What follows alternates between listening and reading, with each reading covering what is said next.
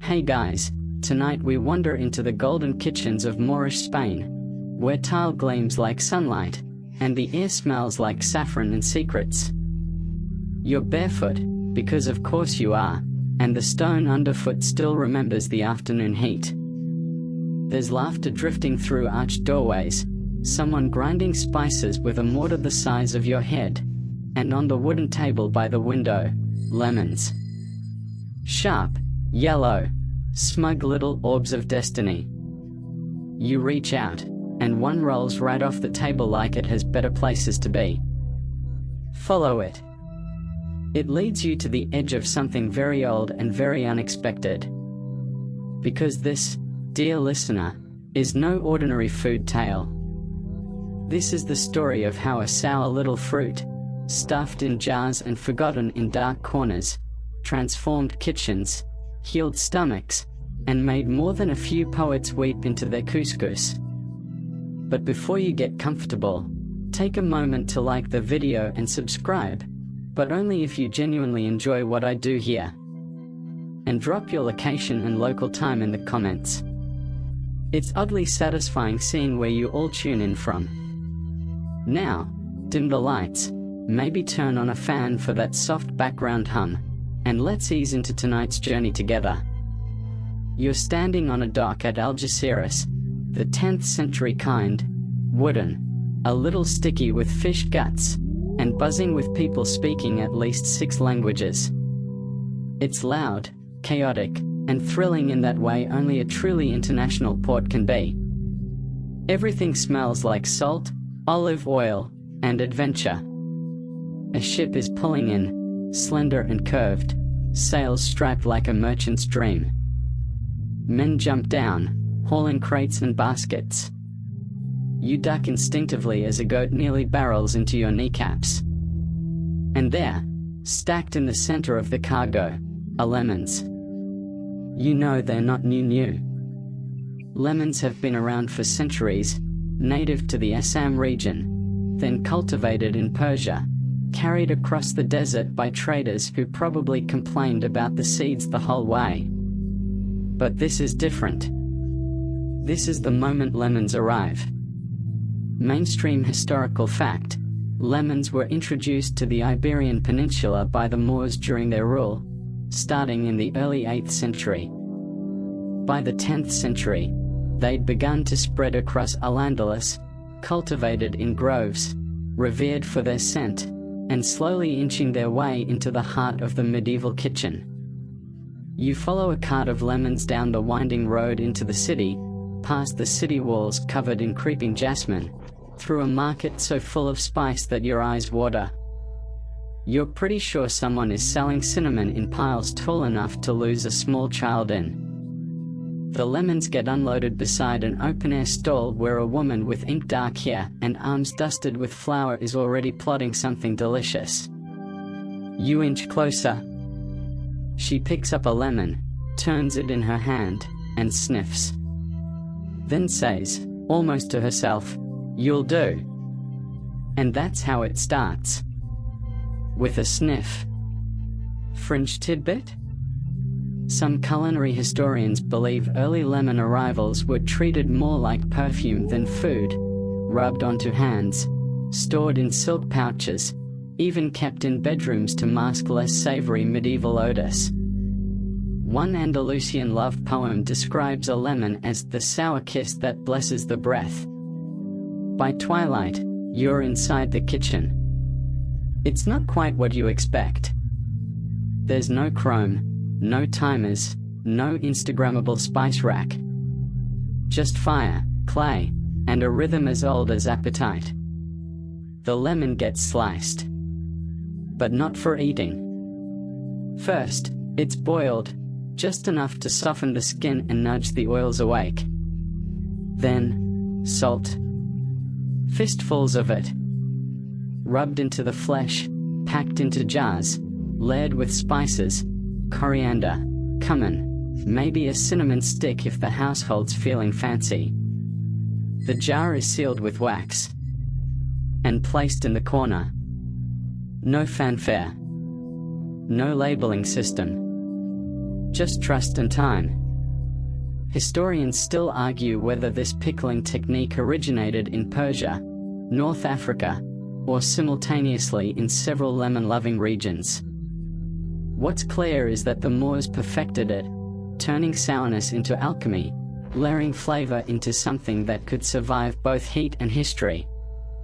Days pass. You sit by the jar as the kitchen bustles. You're ignored mostly, which is perfect. You get to see the lemon change. Not visibly, not right away. But the smell shifts. The brine thickens. The yellow deepens into something golden and strange. The first time the jar is reopened, it's like unleashing a whisper from another time. The woman lifts a slice with stained fingers, wipes it gently on a cloth, and drops it into a bubbling stew. The whole room sighs. Because this, dear listener, is the beginning of something quietly revolutionary. Not grand like conquest. Not loud like politics. Just flavor. Transformed. Preserved. Carried forward. So yes, lemons arrived by ship, but they stayed because of salt. They stayed because someone, somewhere, decided that sour didn't have to mean spoiled. That tartness could be a treasure. And that a good kitchen keeps its secrets in jars. Even the bright, sneaky ones. The lemon in the jar does not complain. It shrinks a little, softens, floats like it's dreaming beneath the salt crust, but it never complains. You sit beside it now, tucked into the low light of the kitchen's corner alcove, watching as sunlight slants across glazed tiles and the fire crackles somewhere behind you. This lemon isn't just surviving, it's plotting its comeback. The woman, her name is Safia, by the way, doesn't use the lemons often. She doesn't have to. Because when she does, everyone notices. Today, she's grinding garlic with coriander seeds and dried rose petals, murmuring something under her breath about her cousin who once mistook cumin for cinnamon and caused a family scandal so intense no one spoke for 3 months. She laughs to herself. Then turns. Today, we salt. And you learn, in this kitchen, salt is not just seasoning. It's survival. It's spell. It's politics in granular form. Mainstream historical fact, in Moorish cuisine, salt wasn't simply used to preserve, it was carefully measured to control moisture, texture, and even fermentation. It was an essential currency in both trade and taste, particularly in hot climates where fresh food spoiled quickly. Salt allowed ingredients, like lemons, to linger far beyond their natural limits. You join her as she gathers more lemons from the basket. They're smaller than you're used to, thinner-skinned, deeply aromatic, the kind of lemons that smell like summer turned into a dare. She rolls each one beneath her palm first. You ask why. Wakes them up, she says, deadpan. You don't ask follow-up questions. She slices each lemon from tip to tail, almost to the bottom, but not quite, forming little yellow stars. Into the split she pours a small mountain of coarse salt. The kitchen, by now, smells like intention. The salt begins to draw out the juice almost immediately. It's a slow miracle, the lemon surrendering its sharpness in favor of something more complex. You place them in a ceramic jar that already holds a few wizened wedges. The brine inside looks like cloudy amber, and it's alive. It hisses a little when new lemons join the crowd, like they're gossiping about the new arrivals. Fringe tidbit? Some medieval recipes recommended placing a single clove or black peppercorn in each lemon wedge to keep the devil from settling. While probably not based on culinary science, it does say a lot about their commitment to seasoning and superstition. Safia sets the jar aside and pulls out a worn scrap of parchment. It's a list. But not for cooking. These are names. Some crossed out. Some starred. One with a doodle of a lemon beside it. These are the people who know how to do it right, she says. You peer closer. There's a merchant in Fez. A widow in Cordoba. A monk who brews lemon wine in secret and swears it's medicinal. You can't trust just anyone with a lemon, she mutters. And that's the second thing you learn. Salt and citrus are only as magical as the hands that wield them. Historians still argue whether pickled lemons spread across Al-Andalus as a trade staple or as an oral tradition, passed from kitchen to kitchen, whispered across generations like a recipe too precious to write down. Some culinary historians claim the earliest mentions in texts are mistranslations of citron, not true lemons. Either way, the flavor finds a way. By midday, the air outside grows thick with sun and bees, but inside, you stay cool. Thick walls, small windows, and a jar of lemons that now smells like something sacred. Safia dips a spoon into the brine and drizzles a few drops onto chopped mint and yogurt. Taste. You do. It's absurdly good. Like your tongue just took a sharp, perfectly balanced turn into memory. Balance, she says. Salt says stay. Acid says wake up. You nod sagely, like you haven't just realized that lemons are low-key philosophers. That afternoon, a guest arrives. He's dusty, overdressed, and obviously pretending to be more important than he is. He compliments the tiles. He sniffs the air. He mentions, ever so casually, that he once tasted a preserved lemon prepared personally by the vizier's chef in Marrakesh. Safia raises one eyebrow. You sense incoming mischief. She offers him a stew. Just a little. Just enough lemon to make the back of your jaw tingle. He sips. His eyes water, just barely. He says it's wonderful. Then excuses himself to freshen up. She grins once he's gone. I doubled the salt. You try not to cackle. She stirs the pot gently. It's not just flavor, she says. It's conversation. And now you understand. Pickled lemons weren't just a practical tool or exotic trend. They were kitchen diplomacy. A way to signal status, cleverness, restraint, or vengeance, depending on the recipe. You lean against the wall, watching the firelight flicker over the row of jars, each one labeled in Safia's messy handwriting. Dates, spices, cryptic notes like too bold or for the bread man. Each jar holds more than fruit. It holds the rhythm of this kitchen. A year's worth of plans. A winter's worth of dinners. A lifetime's worth of subtle sorcery, coaxed out of a lemon and a little salt. And as the sun sets, Safia turns to you. Tomorrow, she says, you'll learn what happens when you add saffron. But for now, you sit in the growing dark, hand on the warm clay of the jar, and listen to the slow, secret hiss of lemons transforming in the brine. No complaints. No rush. Just the patient work of becoming something unforgettable. The jar lives in the shadow. Not because it's shy, because it's smart. You've seen what the heat can do to things left carelessly near the hearth. Bread turns to rock. Olives sweat like they've been questioned under torchlight. But the pickled lemons? They sit in their corner like tiny, tangy monks, meditating in salted silence. You're up early this morning. Safi is already stoking the fire, muttering about someone stealing her good ladle again.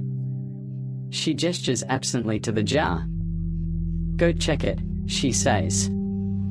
"If it smells like regret, toss it." You approach reverently. The jar is cool. Its wax seal slightly softened by weeks of sun and shadow. You peel it back gently and inhale. Oh! It smells like a memory your grandmother never told you. Like something citrusy and ancient, a tang that taps the back of your throat like it's asking for your attention, and maybe a little respect. Mainstream historical fact: Moorish kitchens were structured with intentional microclimates, cool corners, dark alcoves, and deeply shaded storage spaces for preserving ingredients like pickled lemons, olives, dates, and garlic pastes. The clay jar was not an afterthought. It was a throne. You peer into the jar. Inside, the lemons have slouched inward. They look a bit like wrinkled fruit monks, sitting in thick, golden brine. The skins are now soft enough to eat whole, pith, peel, and all. The aroma is rich, complex, and weirdly comforting. You reach for one. "Don't use your fingers!" Safia shouts, without turning around. You grab tongs. She nods. The lemon squishes gently as you lift it. The brine resettles with a lazy ripple. It's alive in there, not in the horror movie sense, but in the deeply human way that fermented things always are. You place the lemon on a cutting board. Slice into it. It gives way like butter disguised as fruit. Inside? Gold. Not literal gold. Not Zeus turning into gold and falling through the ceiling kind of gold. But close. Fringe tidbit? Some North African kitchens had superstitions around opening a pickle jar too early, believing the spirit of the fruit needed 40 nights to forget the treat before it could be safely consumed. This belief was especially strong with lemons, whose scent was thought to summon either appetite or ghosts, depending on the day. Safia plucks a sliver from your knife and pops it into her mouth. "Still needs a week," she says, chewing thoughtfully. "But close." She wipes her hands on her apron and waves for you to follow. Down a narrow hall, past the drying herbs, through a curtain of hanging garlic braids, into what she calls the whispering room. You call it the cellar.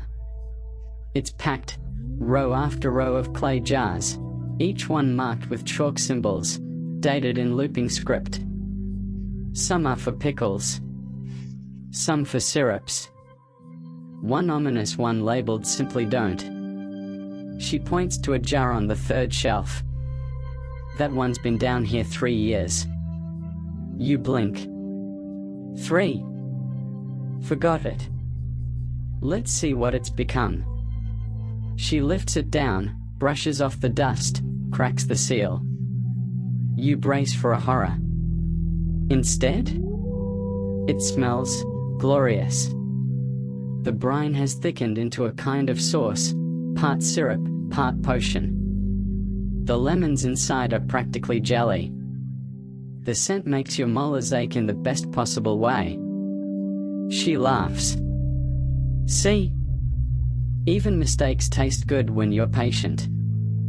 Historians still argue whether Moorish preservation methods were more influenced by Berber techniques, ancient Persian culinary science, or a fusion of Roman pickling and Islamic medicinal theory. What's undeniable is that the resulting jars were both edible and intellectual, part spice cabinet, part chemistry lab.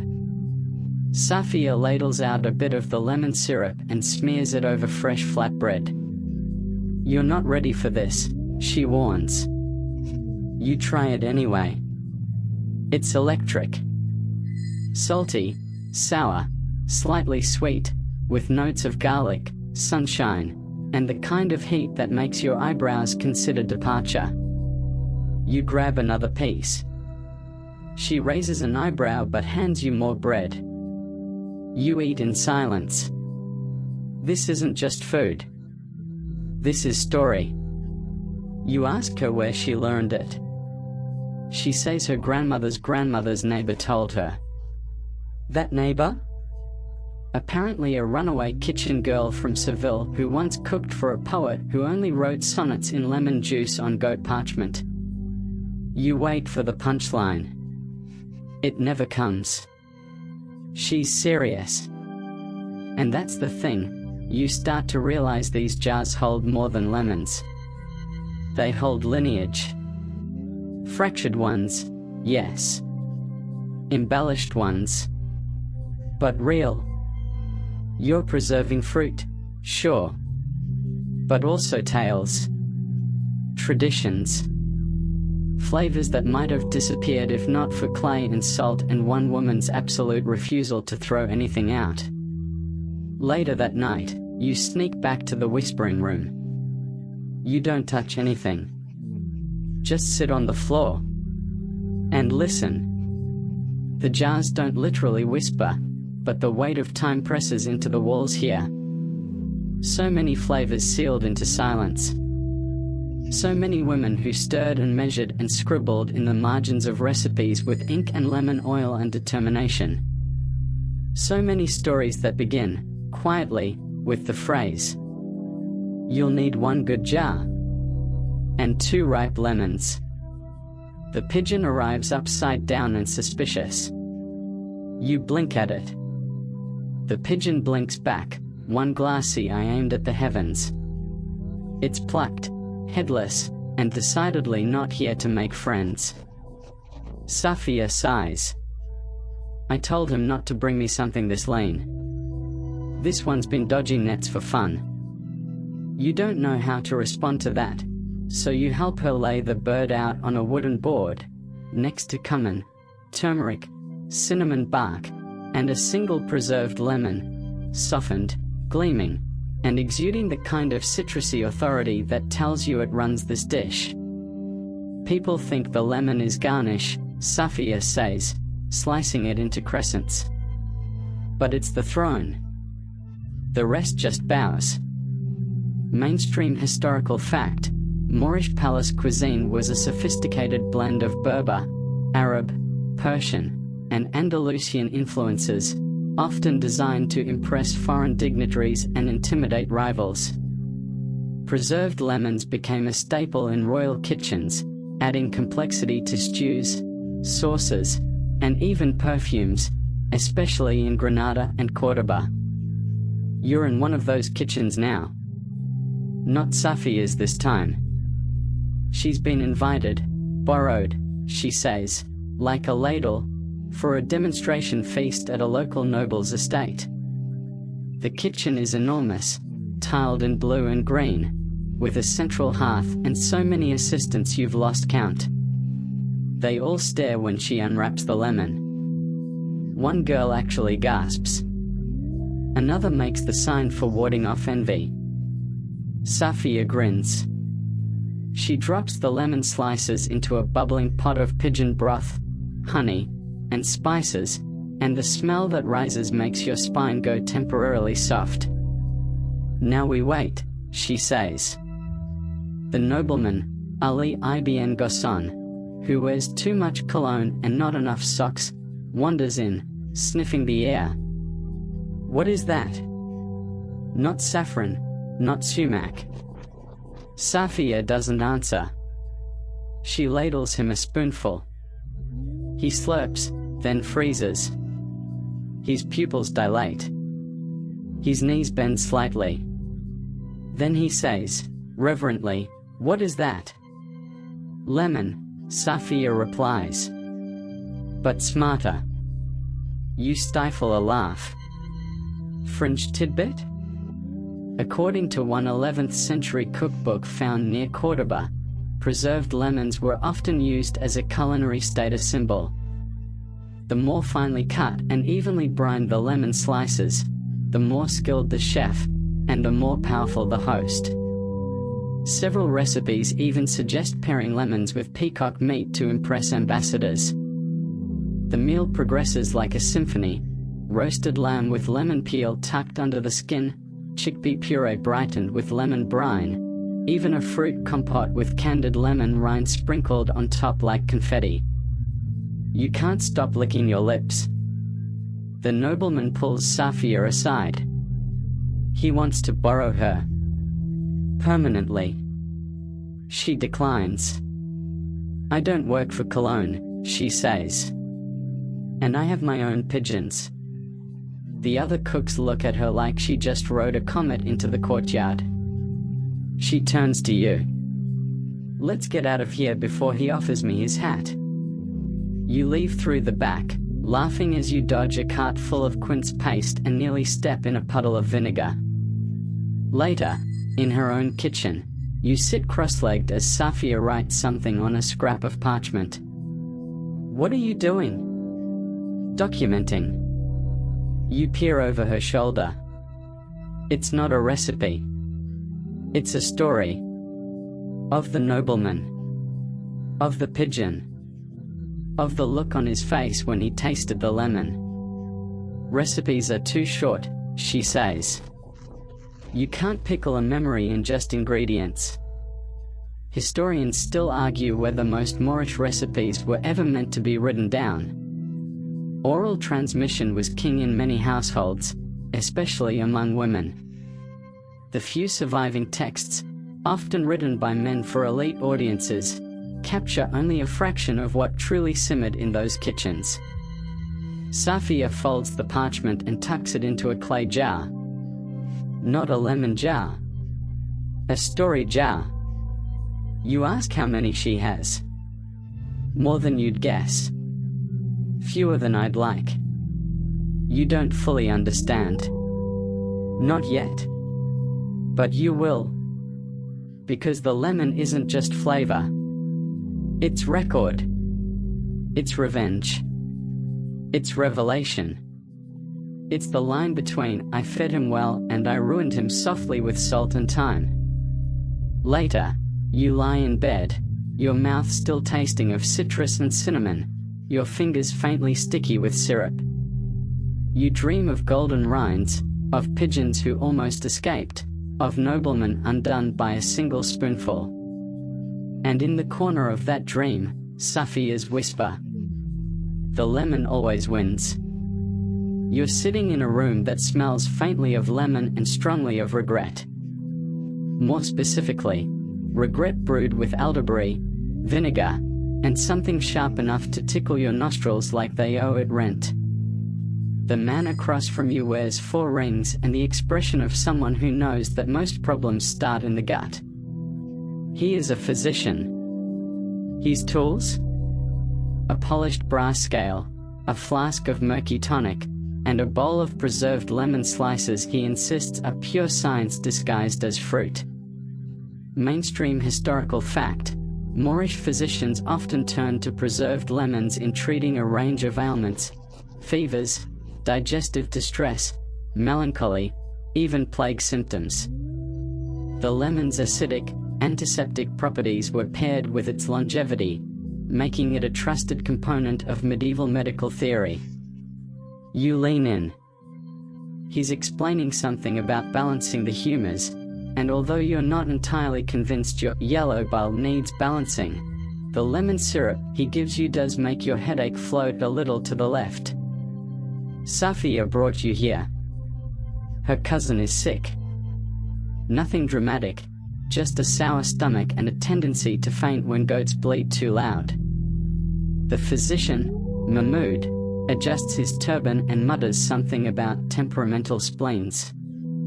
He then spoons out a bit of pickled lemon, mixes it with mint, honey, and vinegar, and pours it into a shallow dish. Chew slowly, he tells the patient. Safia's cousin grimaces, then complies. And you watch, fascinated, as his color actually improves. It's subtle, but it's real. Mahmoud nods, pleased. See? A properly aged lemon tells the body to reconsider its mistakes. Fringe tidbit? One medieval Andalusian doctor claimed that pickled lemons could counteract curses, especially those placed on food. He advised placing a thin slice beneath the tongue before dining with rivals. Whether or not it worked, the mental clarity from the lemon's tang probably helped guests spot poisoned lamb faster. Mahmoud shows you a cabinet. It's filled with jars. Not kitchen jars, these are narrower, taller, marked with sigils and wax seals. He pulls one down carefully. 6-year lemon, he whispers. You half expect it to glow. He opens it and dips a curved spoon into the liquid, offering you a taste. It's sour, but layered, like it's telling you a complicated story in a language you didn't know you spoke. Mahmoud beams. He starts listing its benefits: anti-inflammatory, phlegm-reducing, excellent for melancholia, and surprisingly good on fried fish. He believes in balance. Hot and cold, dry and wet, bitter and sweet. The lemon, he says, walks the line between opposites, one foot in fire, the other in water. Safia, standing in the doorway, mutters, sounds like my ex-husband. You snort. Mahmoud pretends not to hear. Historians still argue whether the lemon's medicinal use in Al-Andalus was inherited from Greek traditions or developed uniquely through Islamic medical theory. Avicenna's canon of medicine referenced citrus often, but Andalusian doctors brought new depth, combining culinary and curative practices in ways that left behind both recipes and remedies. You ask Mahmoud how long lemons have been trusted this way. He shrugs. As long as we've known how to listen. Then he says something you don't forget. A sour thing that makes life sweeter, that is divine. Later, Safia and you walk home under stars. She's quiet for once. Then, you know what I think? What? Most medicine just wants to be food again. You smile.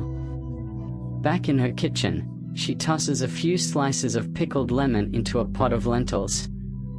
Not because anyone's sick.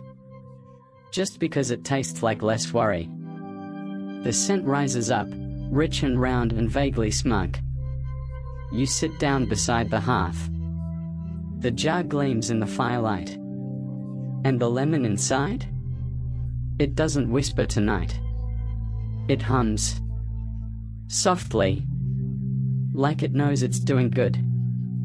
The courtyard is quiet, except for the sound of pigeons aggressively arguing over breadcrumbs. You're sitting under a lemon tree, yes, of course there's a lemon tree, whose branches bow low enough to brush your shoulders. The fruit dangles like lanterns, bright against the green, fat with attitude. Safia is braiding a little girl's hair. The girl squirms, tries to escape, gets tickled back into compliance.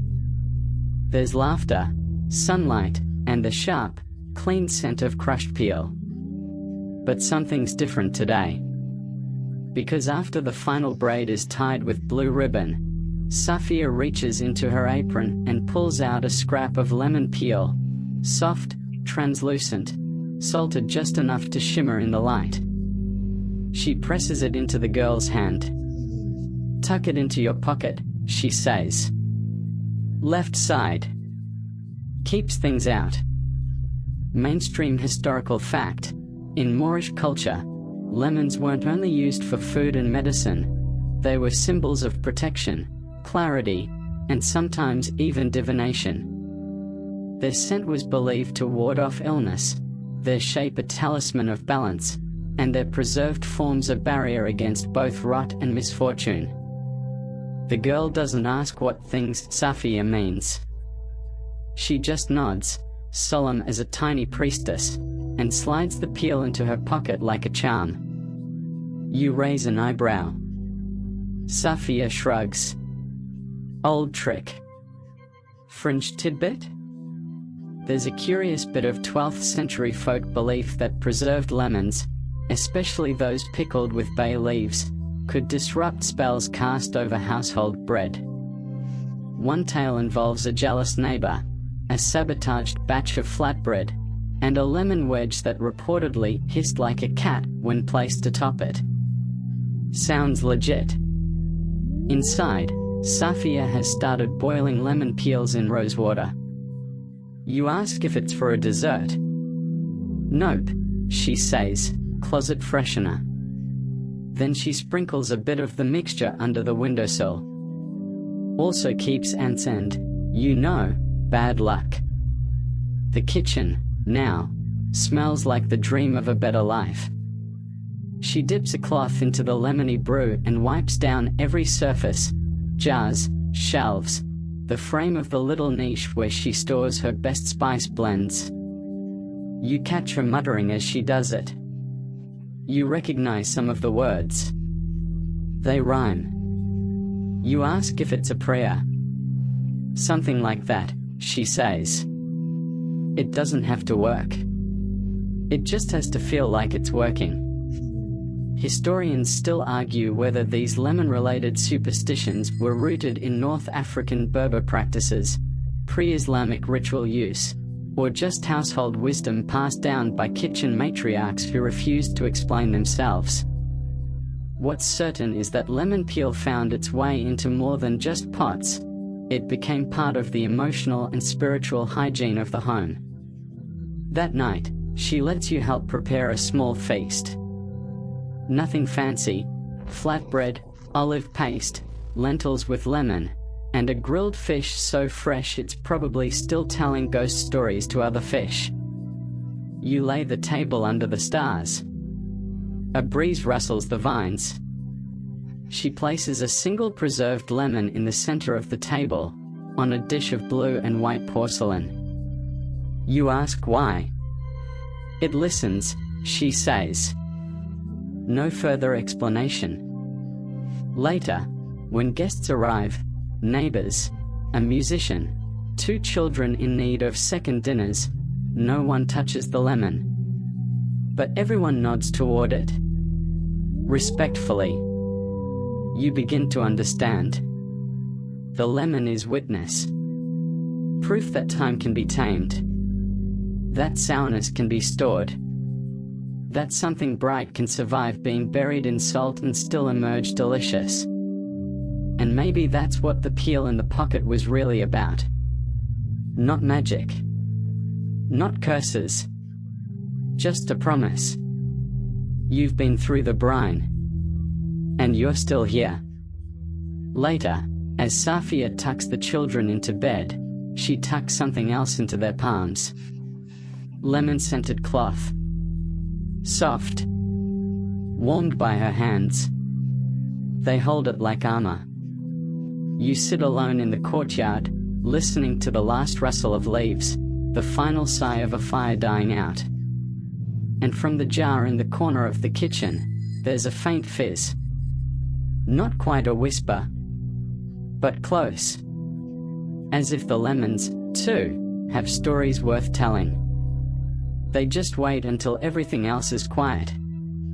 The marketplace greets you with the kind of enthusiasm that leaves your nostrils slightly panicked. Spices swirl on the breeze, paprika, saffron, fried something that might be chickpeas, and every third vendor is yelling about a deal that, allegedly, will never happen again. You're not sure if that's a promise or a threat. And then you smell it. Lemon. Not fresh. Not bright. This is deeper. Salted. Fermented. Aged like a secret. You follow your nose through the crowded souk, past piles of almonds and pyramids of dried figs, to a stall draped in yellow cloth. It's more shrine than shop.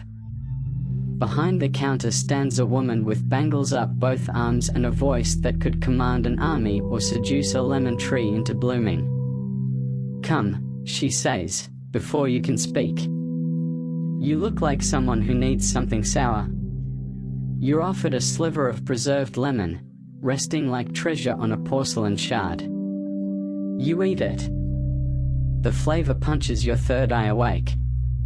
Mainstream historical fact: in many Moorish cities, pickled lemons became a common market item, sold whole, sliced, or brined in ornate ceramic jars. They weren't just for nobles or palace kitchens. Every home, from humble to lavish, likely had access to this magical sour gold, often purchased by weight or barter. The vendor, whose name is Layla, gestures to her stock. There are jars stacked in haphazard towers. Some labeled, some cryptic.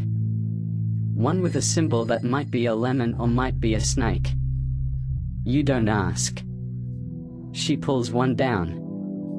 "Wedding lemons," she says, grinning. You blink. "For real?" Brined with rose, cardamom, and saffron. Couples buy them the night before to bring balance to the first stew in the shared pot. You raise an eyebrow. "And if the stew's bad?" She shrugs. They still eat it. Together. Fringe tidbit? Some wedding traditions in Almeria involved hiding a preserved lemon inside the wedding stew. Whoever found it, and didn't choke, was said to be the one who'd control the purse strings. This led to suspiciously slow chewing and at least one annulment involving a spoon duel. Layla offers you a tour of the lemon varieties. There's Zarat Almira, the lemon of bitterness, used in grief feasts and sharp sauces. There's Sha'aya al-Tifl, child's poem, mild and sweet, brined with honey and orange blossom, fed to toddlers to calm them down or speed up teething. Unclear success rate. And then there's Kyle al-Sukkot, the falling shadow, a dark brined lemon preserved with black garlic and vinegar, supposedly used only for political dinners. Why political? She leans in. Because it makes people reveal secrets. You buy a jar. Obviously. Historians still argue whether these fanciful lemon names were regional flourishes or marketing tactics. Some scholars believe they represent specific flavor profiles, while others claim they were invented on the spot by charismatic vendors like Layla. Either way, preserved lemon culture turned the souk into a theater of taste. You hang around, watching as shoppers haggle over salt ratios, debate rind softness, and sniff brine like they're auditioning for a perfume commercial. One man refuses a jar because it smells too honest. Layla snorts. Coward. Another woman insists on a 7-month-old lemon only. 6 is impolite, she says. 8 is sad. You ask Layla how she keeps track of the ages. She opens a worn leather book, part ledger, part diary, part lemon grimoire. Each jar's origin is recorded with a sketch, a name, a date, and a brief note, for mourning. 2 floral. Saved marriage. Some have stars. One has a skull. That one stays on the shelf. At midday, Layla brews tea with preserved lemon peel and invites you to sit. The tea is dark, slightly sweet, and makes your toes curl. You ask why the market loves lemons so much. She thinks a moment. They change you. You tilt your head. No, really, she says. You eat one, and you're not the same person you were. You're more awake. Braver, maybe. Or just more. You sip your tea and realize she's right. Lemons, especially the old, briny, magical kind, don't just flavor food. They flavor you. Later, as the sun begins to lower, you help her close up shop. Each jar is wrapped in cloth. Each name checked off the list. The last jar, A small one, barely bigger than a teacup, is left for the night guard. For dreams, she says. You ask what kind of dreams? She grins. The vivid kind. The kind that make you crave stew when you wake up. You leave the souk with a belly full of citrus and a satchel of secrets. The streets glow golden in the fading light. Somewhere behind you, a bangle chimes. And from the corner of the jar in your hand, the brine shifts, softly, like a sigh. Ready to tell a new story. The lamb has opinions. You didn't think it would, but there it is, sprawled across a white copper pan, its legs tucked neatly beneath it, looking vaguely offended by the garnishes and deeply suspicious of the lemon wedge resting on its back like a hat. Safia circles the pan like she's sizing up a dragon. You stay out of the way, mostly because you've learned what happens when you get too close to her when she's braising meat. Intense eyebrow criticism and accidental splashes of spice paste. You can't just add lemon, she mutters. You invite it. You nod. Like you know what that means. She picks up a preserved lemon slice from the jar you helped open this morning. The brine is thick and gold-tinted, sticky in a way that reminds you of honey, but if honey had a bite and a secret grudge. She places the slice gently into the cavity of the lamb. There, she says. Now it's listening. Mainstream historical fact. Many classic Moorish stews, like tagra or marka, began with aromatics sautéed in oil, followed by layers of meat, legumes, and spices. Preserved lemon was rarely an afterthought. It was an integral base ingredient, added early in cooking to allow its complexity to melt into the dish, often balanced with saffron, cumin, and sweet dried fruits. You stir the pot slowly.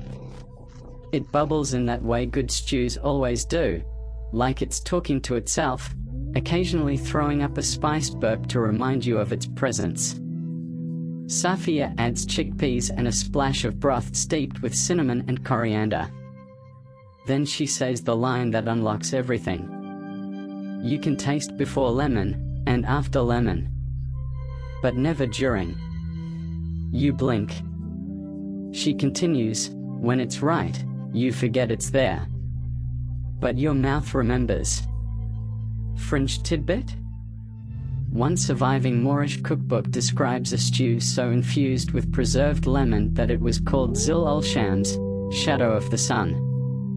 The recipe called for the lemon to be touched, not torn, suggesting an almost spiritual restraint in preparation. It also warned, cryptically, more than one lemon turns the joy to war. You taste the stew after an hour. It's fine. Savory, rich, textured. You say so. Safia stares at you. Fine. She reaches past you and stirs in a small spoonful of lemon brine from the corner of the jar. Waits.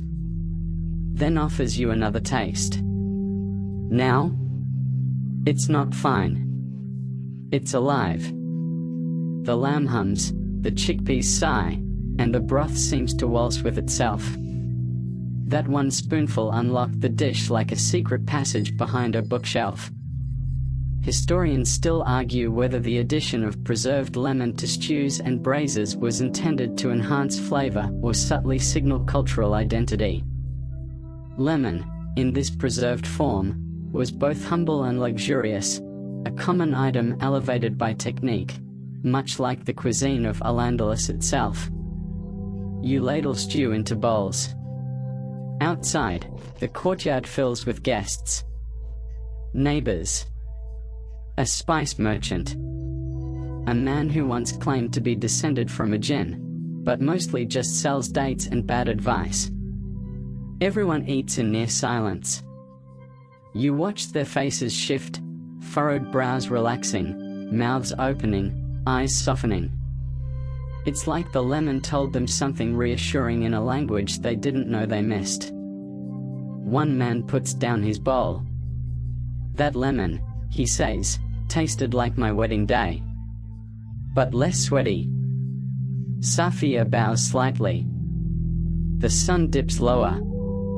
Children scrape the pot clean with hunks of bread. Even the pigeons pecking at crumbs seem temporarily polite. You sit back, belly warm, breath scented faintly with spice and salt. You've eaten lemons before.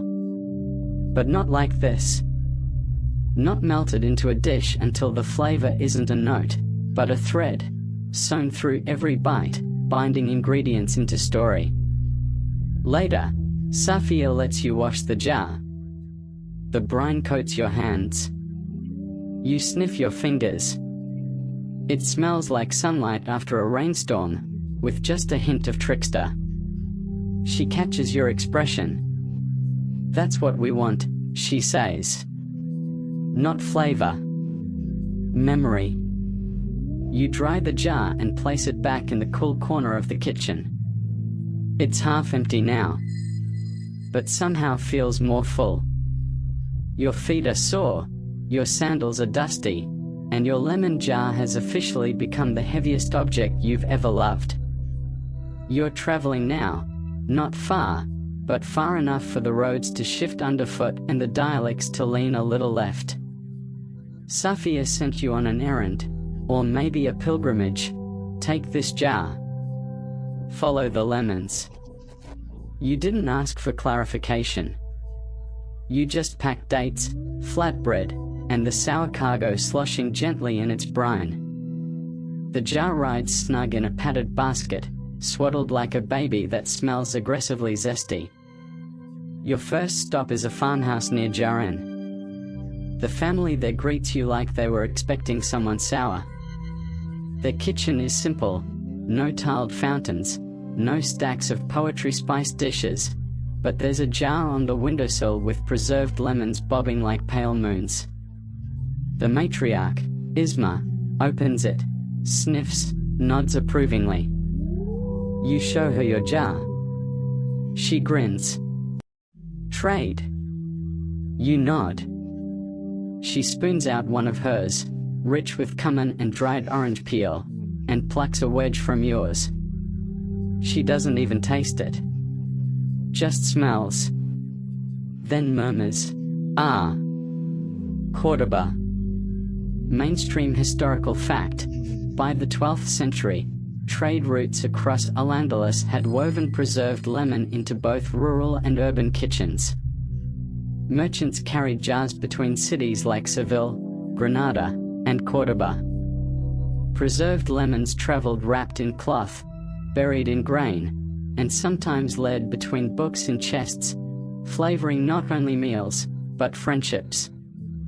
You sleep that night under a fig tree, the stars peeking through like nosy kitchen spirits. The jar dreams beside you. In the morning, you move on. To Malaga. To the coastal traders.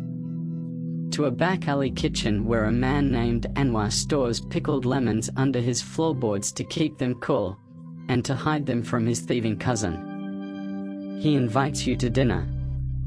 The fish is grilled over olive wood. The sauce is made with his oldest lemon. He whispers, 4 years, 3 wives, 1 war. You ask if he means the lemon or himself. He just winks. Fringe tidbit? Some preserved lemons were believed to carry emotional imprints, brine during mourning, weddings, or moments of deep intention. Certain households refused to eat a lemon unless they knew the mood it had been preserved in. A lemon pickled in anger? Too risky. You keep traveling. Almeria.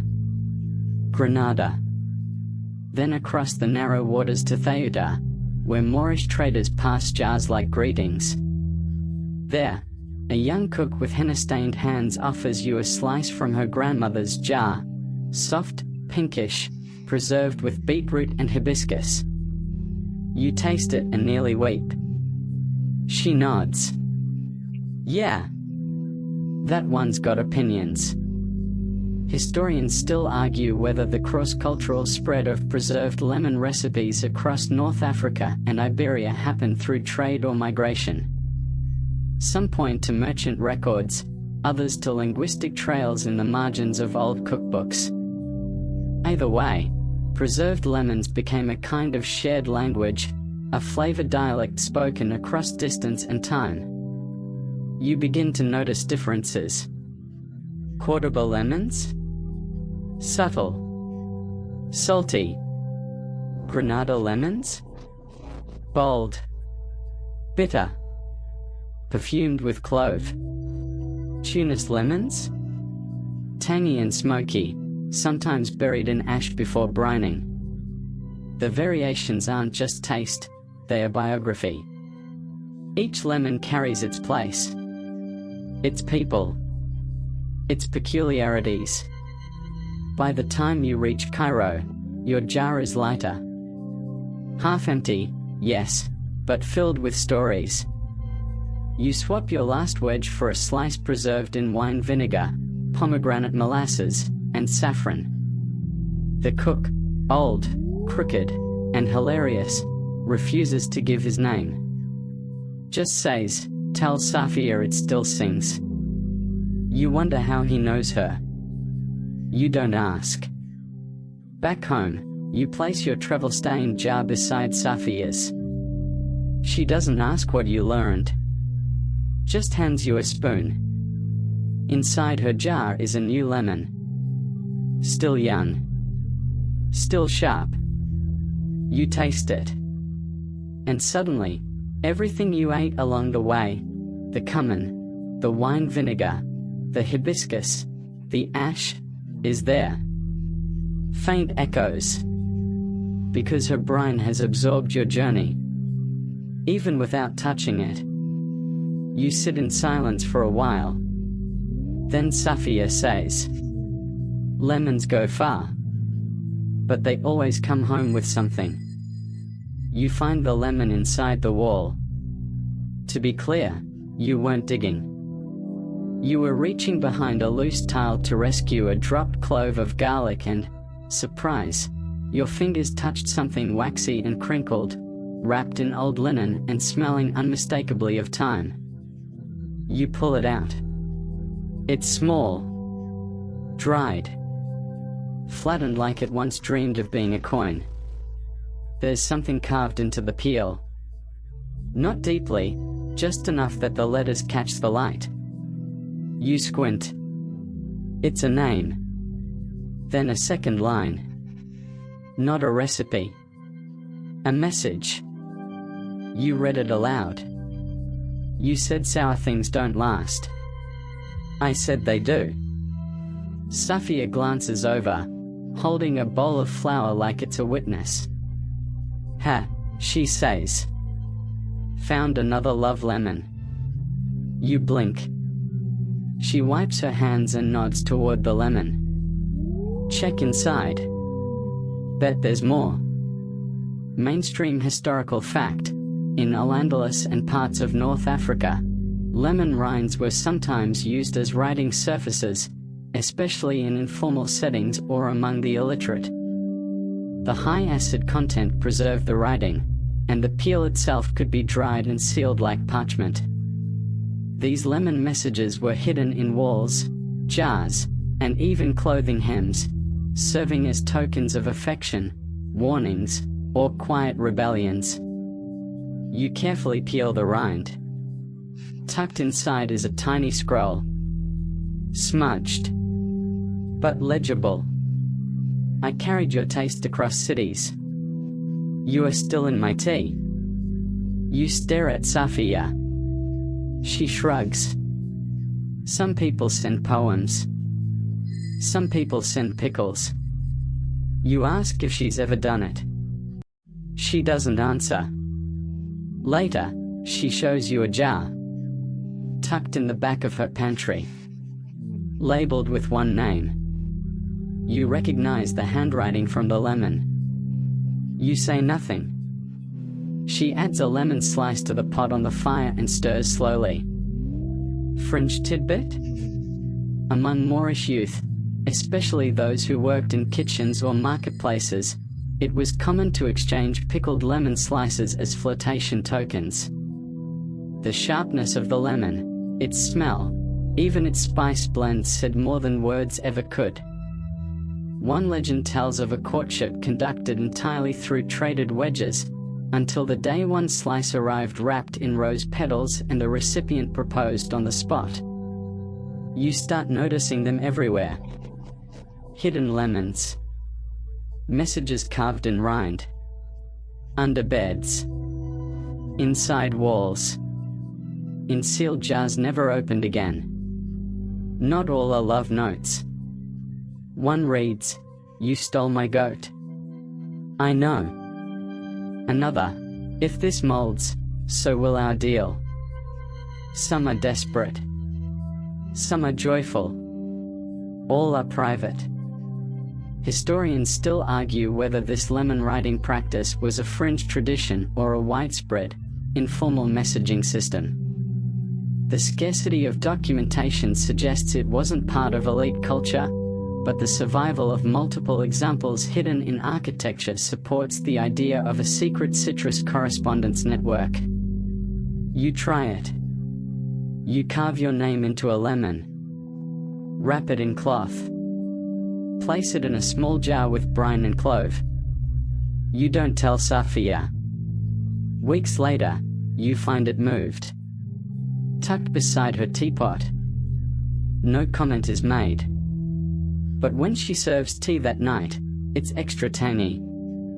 And she says, "Funny how some flavors just stay with you." You smile. Because you understand now. Lemon isn't just taste.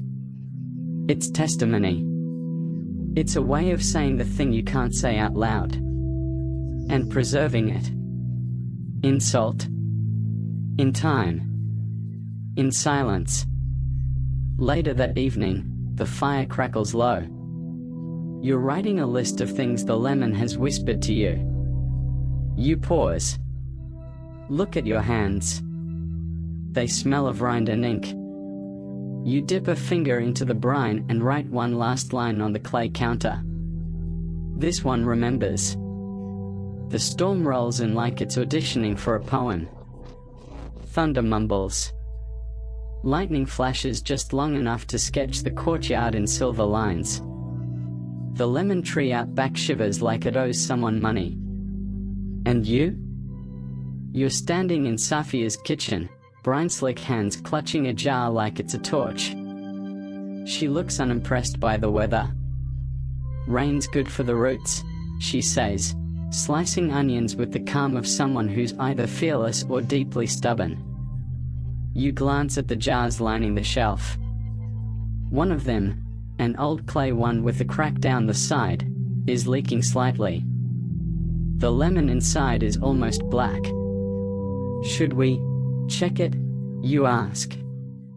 Safia walks over, wipes the edge, and sniffs the brine.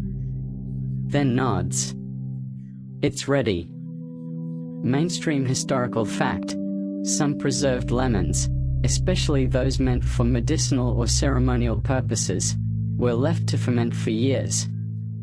Over time, the rind darkens, the flavor deepens, and the brine thickens into a syrup-like consistency. These were often considered the most potent, used sparingly, like culinary relics. She lifts the lid and the scent fills the room, deep, funky, citrusy in a way that feels older than the air around it. She scrapes a small amount into a bowl, mixes it with honey, vinegar, and a pinch of black cumin. "What's that for?" you ask. "Guests." You blink. "What guests?" The knock comes before she answers. Two men. Wet from the rain. One carries a lute. The other looks like he's been traveling since last century. Safia ushers them in without a word. They sit by the fire, steaming gently. She hands them bread and a dish of stew flavored with the dark lemon paste. They eat like it's prophecy. Then the one with the lute starts to play. A slow, melancholy tune. The kind of music that makes your ribs feel too roomy. Fringe tidbit? Some Sufi mystics believed preserved lemons could open the inner ear, enhancing dreams, prayers, and music. One sect in the Maghreb included lemon syrup in pre-chanting rituals, claiming it helped singers tune to the divine salt. While there's no empirical proof, the practice was detailed in at least 2 esoteric treatises from the 13th century. The music curls into the corners of the kitchen. You stir the stew. Add more brine. Not because it needs it, but because it wants it. The man stops playing. He looks at you. "You've fed this lemon," he says. You nod, confused. He clarifies. "It remembers you." Safia grins. "Careful. It's a jealous ingredient." Historians still argue whether lemons were treated with reverence purely for their culinary strength or if deeper symbolic beliefs elevated their role. In some manuscripts, lemons were referred to as fruits of balance, used not just in food, but in rituals of alignment, music, and healing. You spend the night listening to rain, to stories from the 2 travelers, to quiet sips of lemon tea. Each tale loops back to food. To how one lemon cured a fever. How another made a rival forgive. How a single salted wedge convinced a woman to marry a man with only one eyebrow. You fall asleep in the corner. Dream of citrus. Of salt waves. Of brine dripping from the sky. When you wake, the men are gone. The jar is sealed. A note on the counter reads, "You were right to stir." You ask Safia what it means. She shrugs. But there's a smile tugging her lips. You glance at the dark jar. Still. Heavy. Scented with something that feels like memory. And maybe thunder. It begins with a bet. Safia, arms crossed, challenges you with a look that could peel paint. "You can't do it," she says, nodding toward the spice shelf. You scoff. "I've watched you pickle 15 kinds of lemon. I've stirred brine until my wrists went existential. I can do anything." She grins. "That's what he said." "Who?" She waves vaguely. "The last apprentice." Your eyes narrow. "Game on." She lays out the challenge. Invent a new lemon pickle. One that tells a story, but not hers. Not hers at all. Yours. The kitchen turns silent. Except for the soft sigh of garlic roasting in a pan and a very judgmental pigeon staring in from the windowsill. You approach the shelf like it's a library of moods. There's dried rose, turmeric, coriander, aniseed. You sniff a jar of something suspiciously mossy, sneeze violently, and make a note to ask about that later. You choose cinnamon bark, crushed black pepper, a dried fig. Then you take a lemon, fresh, round, obstinate, and quarter it gently, filling its seams with coarse salt, your spice blend, and the kind of hope usually reserved for ships and confessions. Mainstream historical fact: Moorish kitchens encouraged creative preservation. While core techniques were shared, salt, thyme, cool storage, the actual blends varied by region, household, and whim. Preserved lemon recipes were often viewed as signatures, with cooks developing highly personal versions and passing them on like heirlooms. You seal the jar. Label it, first attempt. No judging. Safia smirks. You'll check it every day. You pretend you won't. You absolutely do. By the 5th day, it smells curious.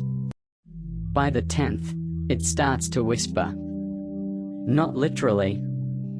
More in the way a stew does when it bubbles thoughtfully, or when the air shifts around someone who just made a decision. You dip in a spoon, taste, and blink. Because somehow, impossibly, it tastes like that time you got lost in the Cordoba market and followed the scent of spice bread to safety. It tastes like nervousness and clarity, like realizing something important just after you said the opposite out loud. It's not perfect, but it's yours. Fringe tidbit? In some Moorish households, a cook's worth wasn't judged solely by flavor but by originality. One famous chef, Rahima of Fez, reportedly crafted a preserved lemon brine with mint, fennel, and powdered pearl. The caliph who tasted it declared it edible poetry, and commissioned an entire meal themed around its taste. You try again. Different spice. More patience. You begin to understand what Safia meant when she said the lemon had to listen. It's not about controlling it. It's about asking it nicely. Historians still argue whether culinary experimentation in Moorish kitchens was a function of leisure or necessity. Some believe it arose from trade and curiosity. Others say it was driven by scarcity, by the need to make one lemon stretch across 3 moods. One afternoon, you open your second jar. The scent nearly knocks you out, with joy. You spoon a bit onto lentils. Serve it to Safia. She chews thoughtfully. Then, you didn't ruin it. High praise. You do a small victory dance. Later, she labels it in her notebook. Not with your name. With the date. And 2 words, listened well. You press your hand to the jar's side. It's warm. Alive. And you realize, the lemon is now part of your story. Not just one you watched. One you made. You don't tell anyone, but you whisper to it sometimes. Things you can't say yet. It listens. Salt never judges. Only preserves. It starts with a knock and the smell of old cloth.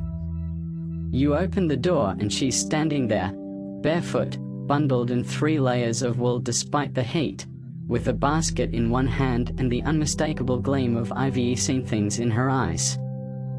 Her name is Hajareen, and Safia introduces her the way one might introduce a surprise thunderstorm, equal parts admiration and warning. She was the best cook in Granada, Safia whispers. And the most feared grandmother in Tangier. You gulp. Reem's eyes find the lemons almost instantly. She nods at a jar on the shelf like it owes her money. You let them sit too close to the garlic, she rasps. Safia snorts. Hello to you, too. Reem walks in without waiting for an invitation. Her nose leads her around the kitchen. She pokes a finger into spice jars, shakes pickled onions like a maraca, and finally sits at the hearth like she owns it. Because maybe she does. Mainstream historical fact: in many Moorish households, especially extended families, grandmothers were often the oral historians and flavor gatekeepers. They didn't just cook, they decided who got fed. Recipes weren't written but remembered, adjusted, passed through the hands of daughters, nieces, and grandsons by taste and trial. You offer her tea. She raises one eyebrow. Only if it's got lemon in it. Safia drops a sliver of preserved lemon into the pot. The water hisses like it recognizes an old friend. Reem sips. Nods once. then pulls from her basket a jar unlike any you've seen. The lemon inside is almost translucent, soft as cooked pearl, suspended in brine that's somehow clear and golden at the same time. She unscrews the lid, and the scent fills the room with something sharp and nostalgic. Fringe tidbit? Some Andalusian families believed a woman's final lemon jar, her acre limon, should be sealed only once she'd passed on all her recipes. That jar would be stored unopened for years, and its eventual use marked either a marriage, a birth, or a moment of family crisis. Reem has brought hers early, which says a lot. She spoons a slice out, puts it on bread with olive paste, hands it to you. You chew, and everything shifts. It tastes like lullabies hummed while shelling fava beans. Like the feeling of your fingers being smacked with a wooden spoon, not hard, just enough to say respect the time. It tastes like time itself, rounded edges, softened sharpness, a salt-kissed memory. Safia leans in. I told you, she whispers. Fear and flavor. Reem lets you finish the bite, then says, tell me about your lemon. You stammer. Explain your spice blend. The mistakes. The mold incident you definitely didn't cry over. She listens, face unreadable, then nods. Yours is a talker, she says. Not polite yet, but honest. You beam. She opens her notebook. Yes, she has one too. But hers is leather, worn to velvet, corners mended with thread. The pages are stained with brine, smudged with turmeric, scented with thyme. She flips through and shows you a drawing. A lemon, split in half. Inside, tiny hands holding each other. No explanation. She doesn't need one. Historians still argue whether personal lemon journals like Reem's were rare artifacts or simply got lost in the shuffle of time. A few examples survive in private collections, usually mistaken for herbal guides. But their layered notes, half recipe, half diary, suggest they were emotional blueprints, passed between generations like whispered spells. That night, Reem cooks. You don't help. No one does. She moves like a storm with choreography. Chicken, saffron, quince, and lemon. Always the lemon. You watch in awe. Dinner is served in silence. Every bite has a story you haven't earned, but somehow understand. When the plates are empty and the moon is rising, Reem hands you a tiny jar. It's unlabeled. She taps your forehead gently. For when you don't know what you need, just what you miss. You open your mouth to thank her, but she's already snoring by the fire, wrapped in wool, smelling faintly of brine and legend. The chef is wearing shoes so clean they reflect the ceiling. You are not. You are in sandals that have known too much lemon brine, kneeling beside a spice shelf in a kitchen that smells like destiny with a dash of soap. You're in a restaurant now. A modern one. Steel counters. Chill jazz. A waiter with a tattoo of a fish on his wrist and the intense gaze of someone who believes in microgreens. The chef, Amar, is prepping for the evening rush. He doesn't look up when he says, "You brought it?" You nod. From your satchel, wrapped in linen and thyme, comes the jar. Safia's last one. You carried it here like it was a holy relic, cradled between your elbow and your breath. It's still sealed. The wax gleams like the top of a candle that knows too much. Emma sets down his knife. Now he looks. He opens it. And the room changes. Mainstream historical fact: in modern Andalusian and Moroccan kitchens, preserved lemons remain a staple ingredient, but they've become more than that, too. Chefs across the Mediterranean now view them as bridges between tradition and innovation, blending ancient techniques with modern palates in a kind of edible archaeology. He spoons out a sliver and places it atop a sizzling pan of lamb belly, fennel, and roasted grapes. Then drizzles a reduction of pomegranate and chili oil. It shouldn't work. It does. You taste it. And it's Safia. Not literally. That would be weird. But her cooking. Her rhythm. Her mischief and memory and subtle rebellion. You taste the kitchen with the uneven tiles, the nights under fig trees, the lemon peel in your pocket and the one under a grandmother's heel. Emma watches your face. Smirks. You tasted it. You nod. He spoons a second bite onto a shell of barley cracker, dots it with preserved lemon pulp, and adds a single purple basil leaf. Legacy in a spoonful, he says. Fringe tidbit? There's a growing culinary movement in southern Spain and northern Africa where chefs compete not just in flavor but in ancestral layering, creating dishes that carry multiple generations of influence, all revealed through a single bite. Preserved lemons, with their centuries of use and emotional weight, are often the secret ingredient that wins. Emma opens a notebook. Digital.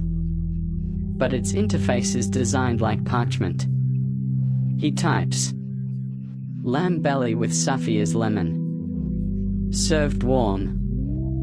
Humbled the critic. You blink. You're putting her name on the menu? He shrugs. She fed me once. With that face you're making. Fair's fair. Historians still argue whether food transmits memory or merely evokes it. But those who've eaten a great preserved lemon know, there's something about its taste that doesn't just remind you of the past. It replays it. The night rush begins. You stay in the kitchen. Helping plate. Tasting edges of dishes. Watching how the lemon jar gets smaller and smaller, and somehow more present. You keep a spoon in your pocket. Just in case. Emma never asks for your resume. You never offer. One evening, weeks later, a woman walks in. Older. Familiar brow. Soft hands. She tastes a stew flavored with the last spoonful of that jar. And cries. Doesn't sob. Just lets a tear roll silently, respectfully. I used to pickle with her, she says softly. She was the only one who added figure.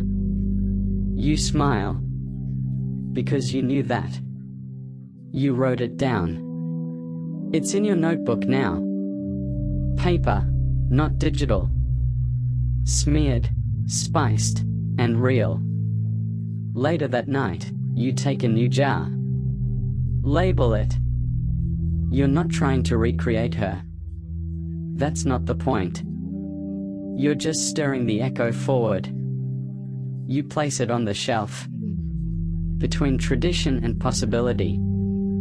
And in the quiet of the kitchen, you hear something stir in the brine. Memory. Flavor. And maybe the ghost of a smirk. The sun sets with the confidence of someone who knows they nailed the recipe. You're home now, back in the kitchen where it all began, with its cracked tiles, spice-stained counters, and jars that hold more stories than salt. Safi is gone. Not past, just moved on. North, maybe. Or east. Somewhere new to stir. She left behind her apron, her quiet smile and a note, and a lemon. Just one. Big. Firm. Slightly smug. You stare at it like it might talk. It doesn't. Yet. You roll up your sleeves. The jar is clean. The brine is ready. A blend of salt, saffron, and a pinch of pomegranate dust. You quarter the lemon without cutting through, just like she taught you. You pack it with salt. You hum a song you didn't realize you remembered. The kitchen smells like history. And like something about to begin. Mainstream historical fact. The final step in many Moorish preservation methods wasn't sealing the jar, it was naming it. Some families named their lemon jars after daughters, after cities, after dreams. The name wasn't spoken aloud. It was written, or whispered into the brine, and sealed in the silence between stirrings. You write one word on the jar. Continua. Not Arabic. Not Latin. Just yours. It means keep going. It means flavor doesn't die. Fringe tidbit? One dusty folktale from the Atlas foothills tells of a man who buried a lemon jar beneath his home every time he moved. Later, his children found them by scent alone, each one telling the story of a city he'd loved. They built their home where the brine smelled most like laughter. You place the jar beside the others. Some full. Some nearly gone. Some that you'll never open. You light a candle. Stir the soup. Drop in a lemon wedge, not one of the old ones. One you made last spring. It fizzes softly as it hits the broth. The pot whispers. Outside, night gathers like a spice cloak. Inside, everything is quiet. And still. And glowing. You sip the soup. Close your eyes. And remember. Salt preserves. Lemon transforms.